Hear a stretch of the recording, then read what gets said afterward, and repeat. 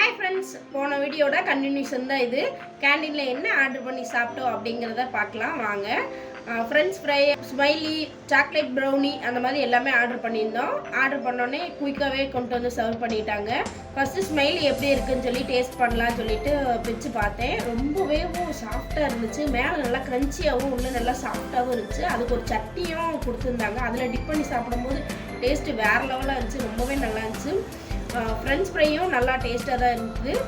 Brownie இது வரைக்கும் நான் டேஸ்ட் பண்ணதே இல்லைங்க. அதனால் அது எப்படி இருக்கும் என்னன்னு எனக்கு தெரியாது. பட் என் ஹஸ்பண்ட் சொன்னாங்க அது இன்னுமே கீழே இருக்க கேக் வந்து ஹாட்டாக இருந்தால் இன்னும் நல்லா இருந்திருக்கும் அப்படின்னு சொல்லி சொன்னாங்க.